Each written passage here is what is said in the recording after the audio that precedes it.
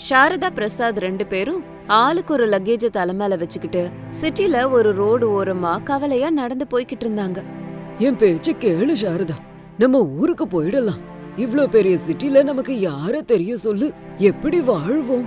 சும்மா இல்லையா, ஊர்ல இருக்க பெரிய பையன் ரமேஷ், பெரிய மருமக அனாமிகா விவசாய கூலியா வேலை பாக்குறாங்க.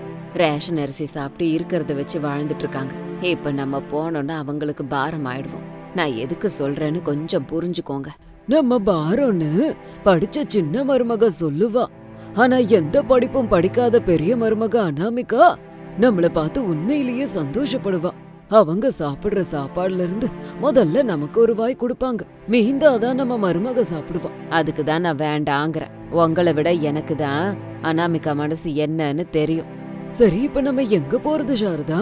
இவ்ளோ பெரிய பட்டணத்துல அனாத ஆசிரமம் ஒண்ணு கூட கிடைக்காதா என்ன அப்படின்னு சாரதா சொன்னதும் பிரசாதால அடுத்த அடியை எடுத்து வைக்க முடியல. நின்னு கவலையோட கண்ணீர் விட்டாரு பிரசாத். சாரதாவும் நின்னுட்டாங்க. 2 புள்ளைங்க இருந்தும் நம்ம அனாத ஆசிரமம் போகணுமா சாரதா?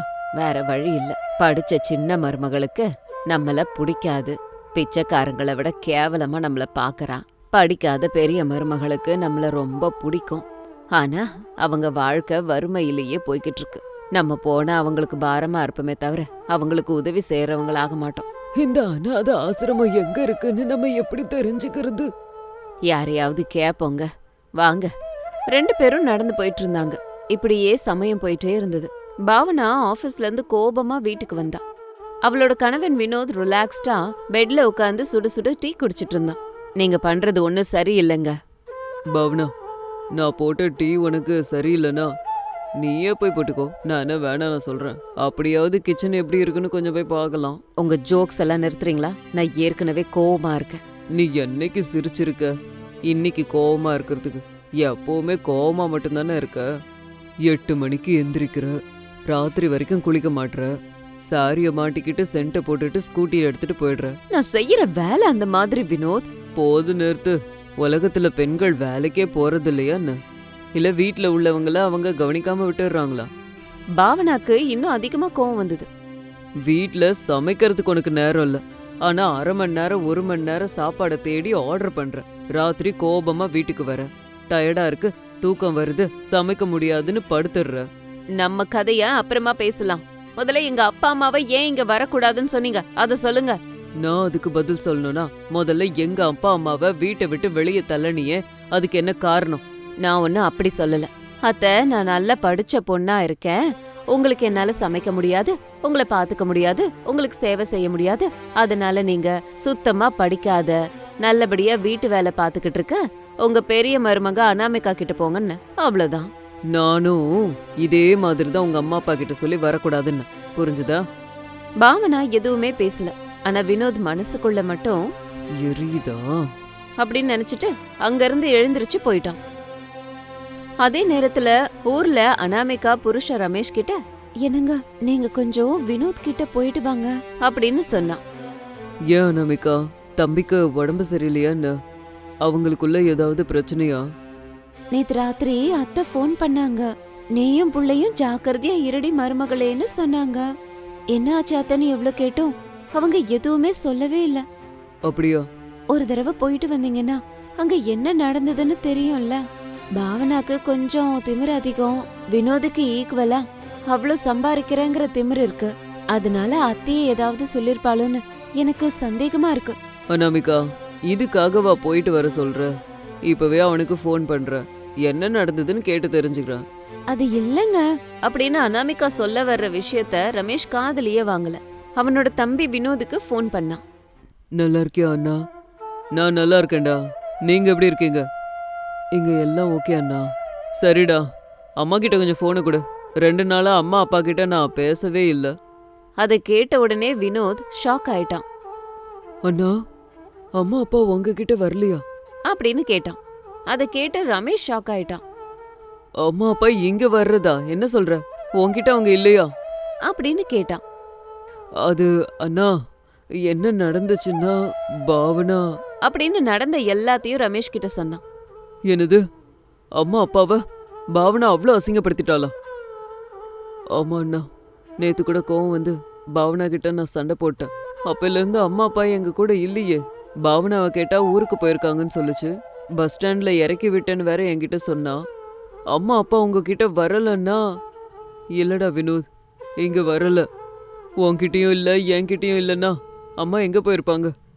அண்ணா, நான் பாவனா கிட்ட மறுபடியும் பேசிட்டு உங்களுக்கு மறுபடியும் ஃபோன் பண்றேன் அப்படின்னு சொல்லிட்டு போனை கட் பண்ணிட்டான். ரமேஷ் கண்ணீரோட நின்னுக்கிட்டு இருந்தான். என்ன ஆச்சுங்க? ஏன் இப்படி கண்ணீர் விட்டுக்கிட்டு இருக்கீங்க? அத்தை மாமாக்கு ஒண்ணும் இல்லையே? எப்படி இருக்காங்கன்னு தெரியல நமிகா. அம்மா அப்பா கூட பாவனா சண்டை போட்டுட்டாலாம். வினோத் ஆஃபீஸ்க்கு போனதுக்கு அப்புறம் பஸ் ஸ்டாண்ட்ல கொண்டு போய் விட்டுருக்கா. அவங்க 2 பேரையும் ஊருக்கு போங்கன்னு வேற சொல்லியிருக்கா. ஊருக்குன்னா நம்ம கிட்ட தானேங்க? ஆமா நமிகா, நம்ம கிட்ட தான். ஆனா அம்மா அப்பா 2 பேரும் வரலையே. எங்க இருக்காங்கன்னு தெரியல. எங்க இருக்காங்க? பாவனா பஸ் ஸ்டாண்ட் கிட்ட விட்டேன்னு சொன்னா. நம்ம வீட்டுக்கு வர்றதுக்கு ஏன் அவங்க இவ்ளோ யோசிக்கிறாங்க? எனக்கு ஒன்னும் புரியல நமிகா. இதுல புரியாம இருக்கிறதுக்கு என்ன இருக்கு சொல்லுங்க? இந்த ஏழை மருமக வீட்டுக்கு வந்து ஏன் அவங்கள கஷ்டப்படுத்தணும்னு நினைச்சிருப்பாங்க. இப்ப அம்மா அப்பா எங்க இருக்காங்கன்னு ஒண்ணுமே புரியலையே. அனாமிகா அதுக்கு எந்த பதிலுமே சொல்லல. வினோத் பாவனாவை ரொம்ப கோபமா பேசினான். சொல்லு பாவனா, எங்க அம்மா அப்பாவை எங்க கொண்டு போய் விட்டுட்டு வந்த? நான் பஸ் ஸ்டாண்ட் கிட்ட தான் கொண்டு போய் விட்டுட்டு வந்தேன் வினோத். ஏன் என்னாச்சு? ஏன் கத்துற? அத்தை மாமா ஊருக்கு போகலையா? போகல. எங்க இருக்காங்கன்னு தெரியல, எப்படி இருக்காங்கன்னு தெரியல. எங்க அம்மா அப்பாக்கு ஏதாவது ஆகணும், அப்புறம் பாரு அப்படின்னு வினோத் கோபமா காரை எடுத்துக்கிட்டு போனான். ஊர்ல இருந்து அனாமிகாவும் ரமேஷும் பஸ்ல கிளம்புனாங்க. அன்னைக்கு ராத்திரி வினோதோட வீட்ல வினோதும் ரமேஷும் சோஃபால உட்கார்ந்துருந்தாங்க. அனாமிகாவும் பாவனாவும் நின்னுட்டு இருந்தாங்க. இங்க பாரு, அத்தை மாமாவை உனக்கு பார்க்க இஷ்டம் இல்லைன்னா நீ என்கிட்ட அனுப்பியிருக்கலாம்ல. ஒரு ஃபோன் பண்ணிருந்தா நான் வந்து கூட்டிட்டு போயிருப்பேன். இப்ப நமக்கு இந்த பிரச்சனையே வந்திருக்காதுல்ல. ஐயோ அக்கா, நான் எதையும் வேணும்னே பண்ணல. உன்ன மாதிரி நானும் படிக்காத பொண்ணுன்னு நினைச்சிட்டு இருக்கியா? கூலி வேலையும் வீட்டு வேலையும் பாத்துக்கிட்டு இருக்கிறதுக்கு கம்ப்யூட்டர் படிச்சிருக்கேன், சாஃப்ட்வேர் உத்தியோகம் பாக்குறேன். போதும் நிறுத்திரி. மனிதாபிமானம் இல்லாத படிப்பு உனக்கு தேவைதானா? மாமனார் மாமியார மதிக்காத படிப்பு ஒரு படிப்பு தானா? நீ செஞ்ச அலட்சியத்தால இப்ப மாமாவும் அத்தையும் எங்க இருக்காங்கன்னே தெரியல. எங்க இருக்காங்கன்னு ஒன்னும் புரியல. அவங்கள பத்தி ஒரு தகவலும் தெரியல. இப்ப கண்ணீர் விட்டுக்கிட்டு இருக்க அந்த அண்ணன் தம்பிக்கு என்ன பதில் சொல்ல போற? பாவனா வாயில இருந்து எந்த வார்த்தைகளும் வரல. இப்படியே நேரம் போய்கிட்டு இருந்துச்சு. 1 மணி நேரம் கழிச்சு ரமேஷுக்கு ஒரு போன் வந்தது. எடுத்து பார்த்தான். அது அன்னோன் நம்பர். யாருன்னு தெரியல. எடுத்து பேசினான். ஹலோ, யாரு? அநாத ஆசிரமத்துல இருந்த சாரதா பேசினாங்க. தம்பி ரமேஷா அப்படின்னு சாரதா சொன்னதும் ரமேஷுக்கு தன்னோட அம்மா குரல் தெரிஞ்சது. அம்மா, அம்மா எங்க இருக்க? எப்படி இருக்கீங்க? அப்படின்னு ஸ்பீக்கர் போனை ஆன் பண்ணிட்டு பேசினான். வினோத், பாவனா, அனாமிகா எல்லாரும் ஆர்வமா பக்கத்துல வந்து நின்னாங்க. அம்மா, நீயும் அப்பாவும் எங்க இருக்கீங்க? எப்படி இருக்கீங்க? நாங்க எங்க இருந்தாலும் எப்படி இருந்தாலும் நல்லாதான்ப்பா இருக்கோம். நீங்க எல்லாரும் நல்லா இருங்க. என்னை பத்தி எதுவும் யோசிக்காதீங்கப்பா. அம்மா, முதல்ல எங்க இருக்கீங்கன்னு சொல்லுங்க. எங்களை பத்தி ஒன்னும் யோசிக்காதடா, நாங்க நல்லா தான் இருக்கோம் அப்படின்னு சொல்லிட்டு சாரதா போனை வச்சுட்டாங்க. ரமேஷ் திரும்பவும் போன் பண்ணான். ஆனா சாரதா எடுக்கவே இல்லை. எல்லாரும் கவலையோட உட்கார்ந்துருந்தாங்க. இப்படியே 1 வாரம் போயிட்டு இருந்துச்சு. ரமேஷும் வினோதும் சாரதா பிரசாத் எங்க இருக்காங்கன்னு கண்டுபிடிச்சு அந்த அநாத ஆசிரமத்துக்கு வந்தாங்க. என்ன மன்னிச்சிருங்க அத்தை. வேண்டாம் மருமகளே, தப்பு யாரோடதும் கிடையாது, காலத்தோடதுதான். அதை நம்ம புரிஞ்சுக்கணும் இல்லையா? நம்ம தான் அனுசரிச்சு இருக்கணும். வேலை பலுவால பாவனா உங்ககிட்ட அப்படி நடந்திருப்பாத்த. ஆனா நான் உங்களை எதுவுமே சொல்லலையாத்த. எங்க கிட்ட கூட வரல. எதுக்காக இந்த அநாத ஆசிரமத்துக்கு வந்திருக்கீங்க? ஊருக்குள்ள சரியான வேலை இல்லாம நீங்க வாழறதே கஷ்டமா இருக்கேம்மா. இதுல நாங்க வேற வந்து உட்கார்ந்தோம்னா எல்லாரும் சேர்ந்து கஞ்சி குடிப்போம் மாமா, இருக்கிறது எல்லாரும் பகிர்ந்துப்போம் அப்படின்னு சாரதா பிரசாதோட பேசி அவங்களையும் தன்னோட வீட்டுக்கு கூட்டிட்டு வந்துட்டான். இருக்கிறத வச்சுட்டு சந்தோஷமா வாழ ஆரம்பிச்சாங்க. அத பார்த்து பாவனாக்கு கூட ஒரு குற்ற உணர்ச்சி வந்து அவளும் மாறிட்டான். இது இன்னைக்கு ஸ்டோரி. இதே மாதிரி இன்னொரு ஸ்டோரியோட உங்களை மறுபடியும் மீட் பண்றேன். அது வரைக்கும் பாய் பாய்.